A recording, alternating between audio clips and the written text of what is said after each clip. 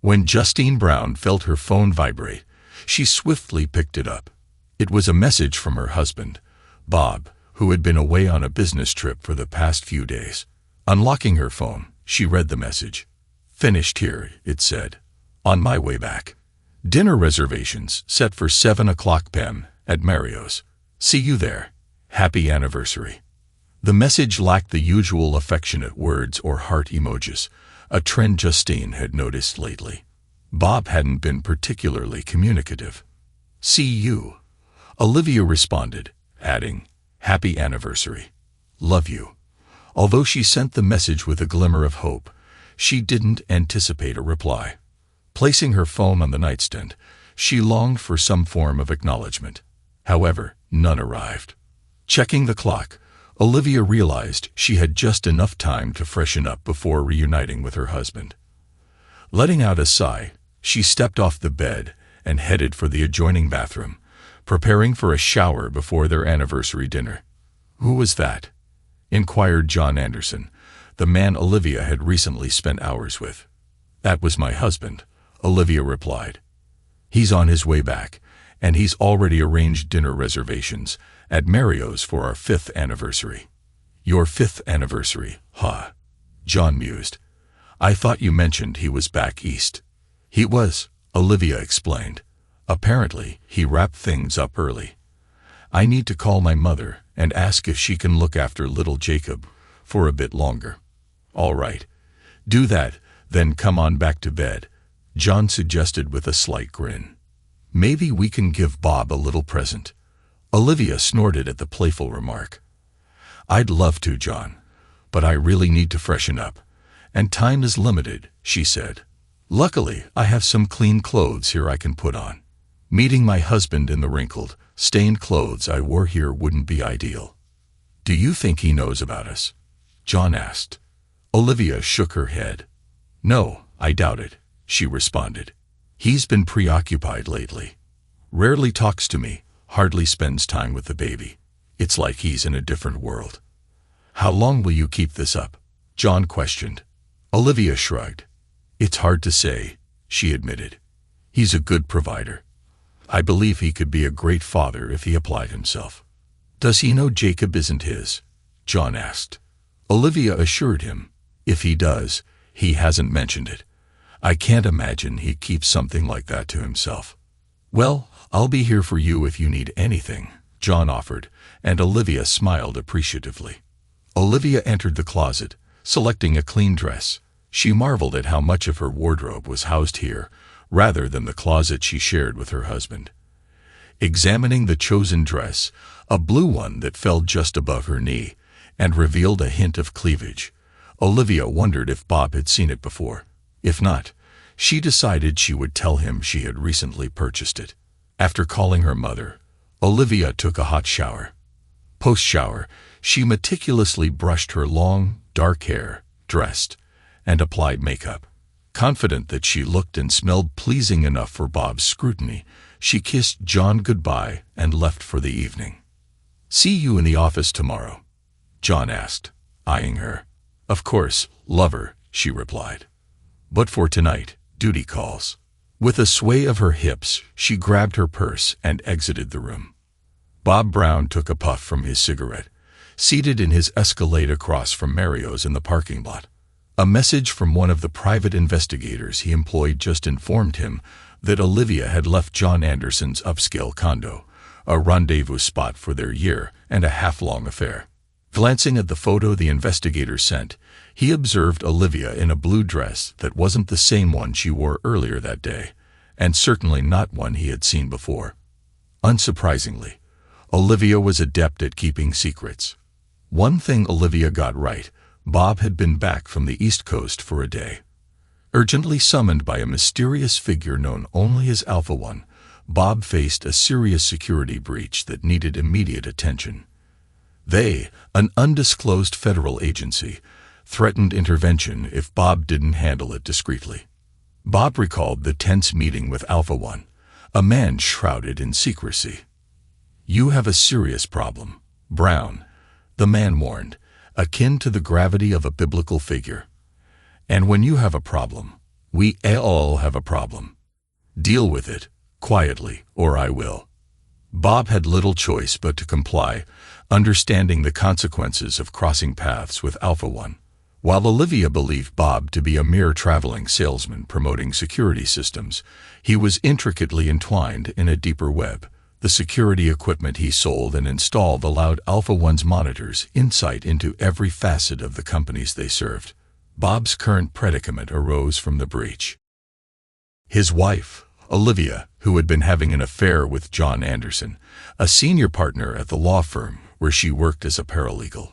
Discovering the affair was a gradual process for Bob, given his frequent work-related travels. However, he sensed something amiss in their relationship. Just as he learned the specifics of the affair, Olivia disclosed her pregnancy. A legal advisor informed Bob that, due to Olivia's pregnancy, no divorce could proceed until after the child's birth. The prenuptial agreement offered little relief, leaving him liable for child support and maintenance. Enduring Olivia's pregnancy and the birth of Jacob, named after the sperm donor, Bob remained silent. Post-birth, he requested a DNA test, confirming Jacob wasn't his biological son. Glancing at his watch, Bob anticipated Olivia's arrival. Seeing a couple by the door, likely his cue, he drove across the street, parked, and entered Mario's. He discreetly spoke to the hostess, securing a corner booth, while the khaki-clad man and the woman with him occupied another booth within earshot. As Olivia approached, Bob stood, acknowledging her with a nod as she slid into the booth across from him. "Good evening, Olivia," Bob greeted in a neutral tone. "You look very nice this evening." "Thank you, Bob," she responded, smiling. "I don't recall seeing that dress before," Bob observed. "Is that something new?" Yeah, I just picked it up. Do you like it?" "Yes, it really sets off your eyes," he remarked with a slight smile. After placing their orders, the distant notes of music wafted from another section of Mario's, a venue that transcended being just a restaurant, featuring a dance floor and cocktail lounge. "It sounds like they're playing her song," Olivia mentioned, signaling her desire to dance. "Care to dance?" he proposed, rising from his seat. "Don't mind if I do," Olivia replied, extending her hand. Bob took her hand and led her to the dance floor. They swayed in each other's arms, but Olivia couldn't ignore the subtle distance Bob maintained, almost as if he could barely stand to touch her. The song concluded, and Bob escorted her back to the booth where their food awaited. "Is something wrong, Bob?" Olivia inquired. "You seem so standoffish." "This is supposed to be our anniversary." "Yes, it is," Bob acknowledged. "The fact is, your dress carries the scent of lingering time in John Anderson's closet. And try as you might, you weren't quite successful in cleansing his stink off your body." "What?" Olivia asked, offended by Bob's tone. "John Anderson, are you serious?" she protested, attempting, unsuccessfully, to deflect Bob's accusations. "Yes, you know John Anderson, one of the senior partners at the law firm where you work," Bob stated matter-of-factly. "Of course, I know who he is," Olivia retorted sarcastically. "I certainly hope so," Bob continued. "After all, you've spent enough time in his bed, and he is little Jacob's sperm donor." "What are you saying? That's outrageous. I will not sit here and be spoken to like this," she declared indignantly. "Actually, you will," Bob stated, opening his briefcase. "You will sit there and absorb whatever degradation I choose to heap upon you, especially after what you've been doing for the last 16 months. "What?" Olivia asked. "I don't know what you're talking about." "Sure you do," Bob asserted. "Let's start with this," he added, placing a sheet of paper in front of her. "What's this?" she asked. "This is the result of a DNA test I had done on your child," Bob revealed. "According to this, Jacob is not my son. The sheet under it is another DNA test that proves the sperm donor is none other than your lover, John Anderson, the man you named Jacob after." "How did you get John's DNA?" she asked, confused. "That was easy," Bob explained. You've been bringing it home with you at least 3 nights a week. But there's more. He pulled out a thick folder and dropped it on the table. What's this? Olivia inquired. A copy of every email, text message, and DM between you and John over the last 16 months, Bob disclosed. I hate to break it to you, but there really is no such thing as privacy online anymore. Okay, I admit it, she said. John and I fooled around once, but that was it. And it was just sex. It didn't mean anything. Not really. Is that a fact? Bob asked. Please turn to page 75 and look about halfway down the page until you find the passage I highlighted. Tell me what you see. She flipped the pages until she got to the one Bob referenced. Her face went white as she read her own words to John. I'm waiting, Bob said. I'm reading it, she said quietly. Out loud, he insisted. I want to hear you say the words you wrote to him.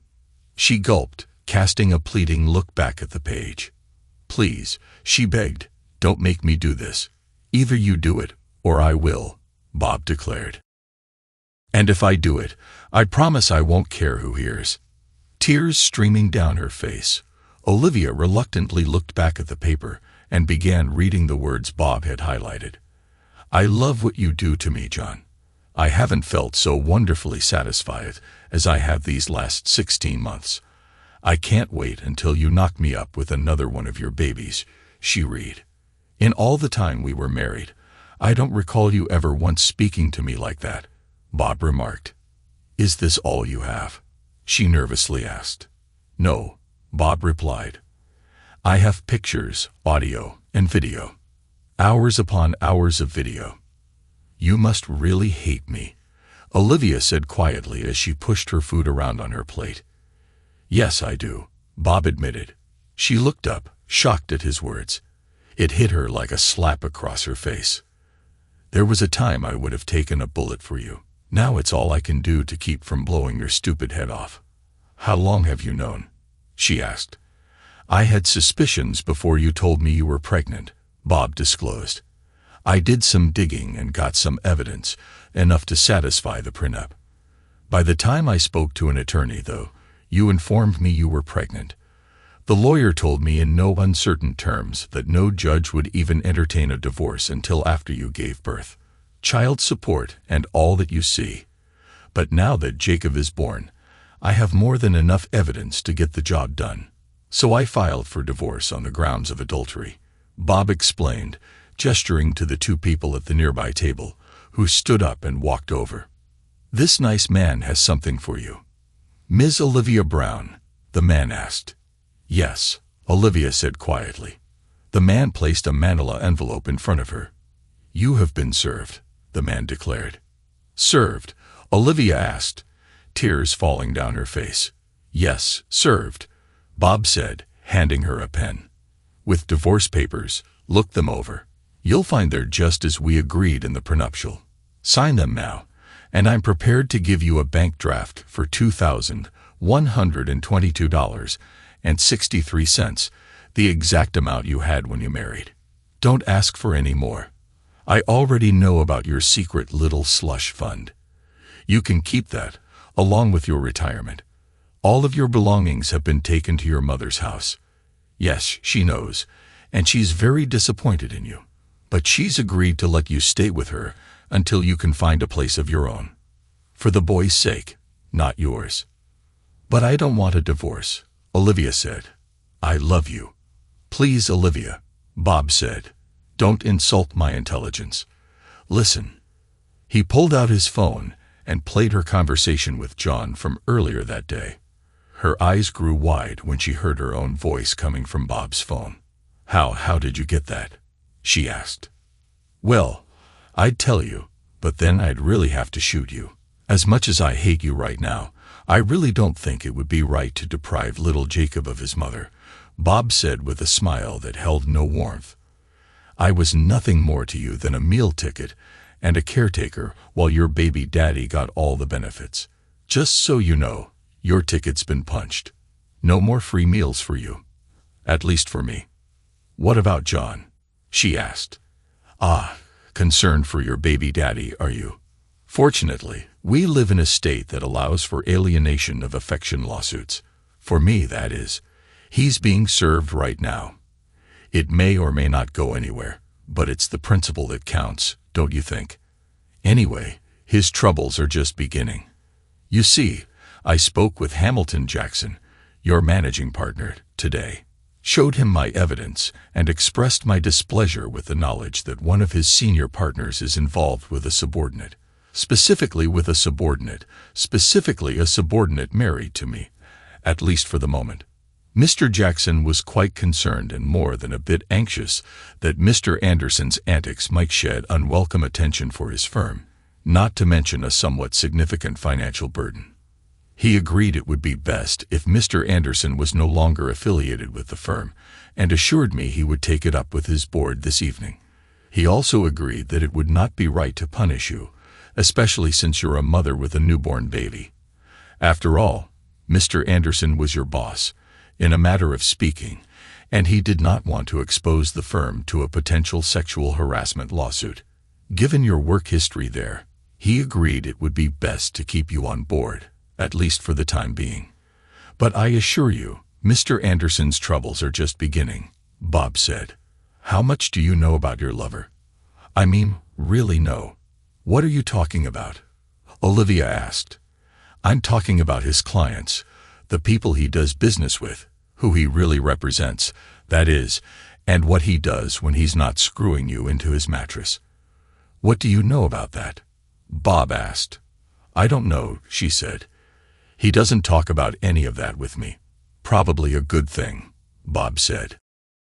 Let's just say your John Anderson has a very interesting clientele, the kind that attracts the attention of certain federal agencies that can make a person disappear without a trace. You follow what I'm saying? You're scaring me, Bob, Olivia said. And you should be scared, he told her, scared enough to stay the hell away from John Anderson. Because he is going down, and if you're anywhere near him when it happens, you'll go down as well. Who are you, Bob? She asked. Really? He smiled, nodding his head at the paperwork in front of her.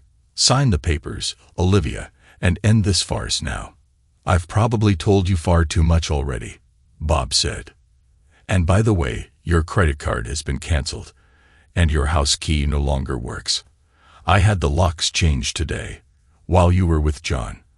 I've also taken care of the bank account, so you no longer have access to that. Given that you put half of your earnings into your own secret account, that shouldn't be an issue for you anyway. You have been busy, haven't you? She asked. Bob shrugged his shoulders.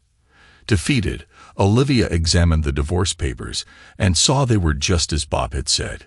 She signed the papers and handed the pen back to Bob.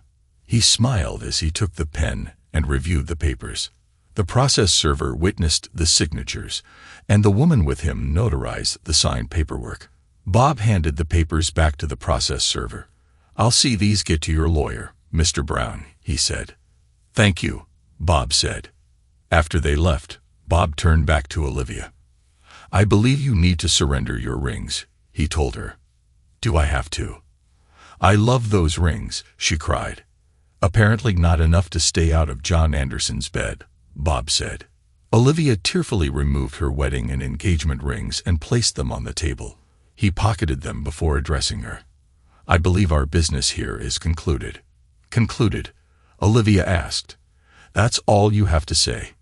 What more needs to be said? Bob replied. Why? Why did you do this on our anniversary?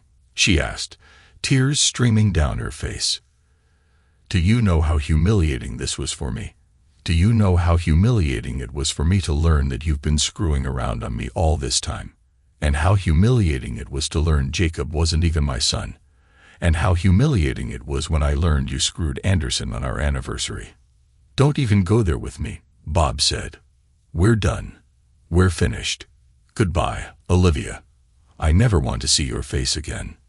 With that, he turned back to his meal, not making eye contact with Olivia, who wiped her face. The waitress came by and asked if everything was all right. Yes, the meal is excellent, as always, Bob said nonchalantly. I'll take care of the check, and I believe the lady will take her food to go, please." Yes, sir," she said, leaving to get a box for Olivia's meal. She returned a few moments later and put the rest of Olivia's meal in a styrofoam container. Bob handed the waitress his credit card and paid for the meal as Olivia gathered her things. After the waitress finished, Olivia looked at Bob. "And that's it?" she asked. "That's it," Bob said with a wave of his hand. "And that's it?" she asked. "That's it," Bob said with a wave of his hand. She couldn't believe the way he just dismissed her. "I'm sorry, Bob," she said. He looked up from his meal before speaking. "Well, on that we can both agree," he said. "Fine now. Tell your mother I said hello. Oh, and happy anniversary," he added with a slight smile. Olivia, unable to comprehend the calm manner in which her husband essentially cast her aside, ran from the table, sobbing. Bob smiled, then turned back to his meal. He noticed a few patrons looking at him with disdain, but he only smiled back, shrugging his shoulders. Though he appeared calm on the outside, inside, he was an emotional wreck. 5 years down the drain, at least, now the worst was over. Epilogue. Bob managed to navigate the next few days without incident. It wasn't easy. He had once loved Olivia, and the pain of dealing with her in such a way weighed heavily on him. Nevertheless, he believed it was better than succumbing to the temptation of exploding in anger at her. Then came the day when banging echoed at his front door. In his master bedroom upstairs, he peered out the window to see Anderson's sports car in his driveway. Anticipating such a situation, Bob had made some security enhancements to his house, as per Alpha One's recommendation. He descended the stairs and opened the door, confirming it was indeed John Anderson. Rage burned in Anderson's eyes as he forcefully entered. "You son of a bitch. You cost me my job. And Olivia won't even talk to me," John screamed, his face turning red. He advanced on Bob until he noticed 15 tiny red dots suddenly appear on his shirt. "Intruder alert," screamed an electronic voice from speakers embedded in the walls. "Do not move." "What the hell is this?" John yelled, reaching up as though attempting to brush the dots away. Suddenly, there was the staccato sound of something being fired, like an air rifle. 15 darts stuck out of John's body. He tried to reach up but collapsed to the floor, eyes rolling up into his head. "I don't think you're going to be killing anyone today, Anderson," Bob said calmly as he grabbed his phone. He pressed an icon on the phone and heard a man's voice. "Operator 715,463. The man's voice said.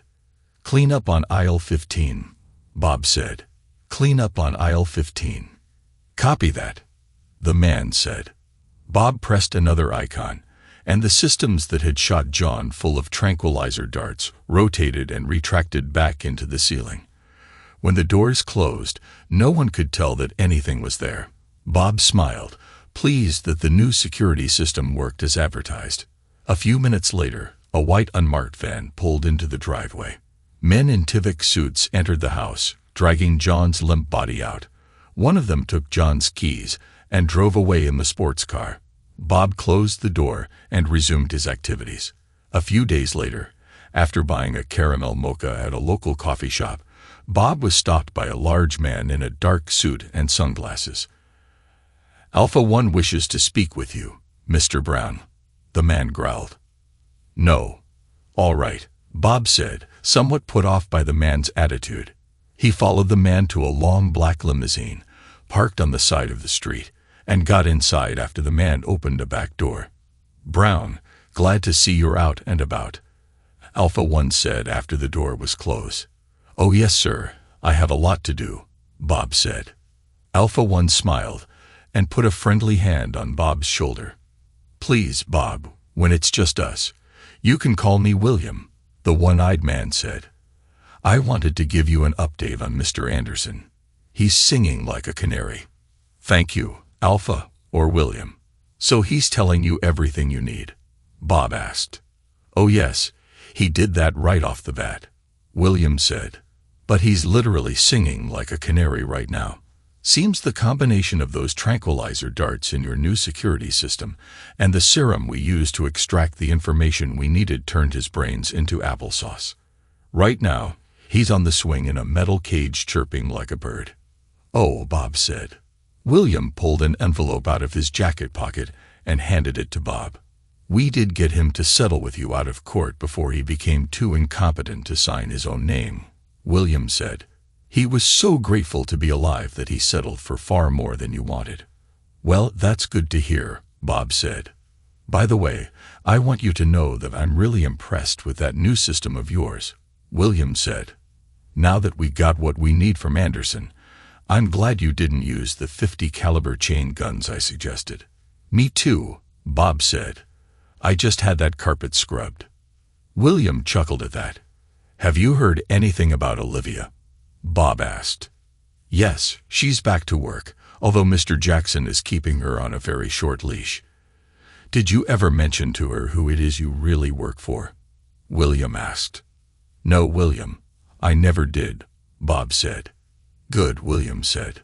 Well, when your divorce is final, I'd like you to come by headquarters. I'd like to introduce you to your new partner. Partner? Bob asked. I've never needed a partner before. Well, there's a first time for everything, isn't there, Bob? Yes, sir. I suppose so, Bob said. That's the spirit, Bob, William said. I look forward to seeing you then. Me too, William, Bob said. The door opened, signaling the end of the meeting. Bob exited the limousine and watched as the large man squeezed himself into the driver's seat. As the long vehicle pulled into traffic, Bob wondered what William had in store for him. Thanks to everyone who took the time to listen to today's stories. If you enjoyed it, please consider liking and subscribing if you haven't already. Feel free to share your thoughts on the events in the comments below. Take care.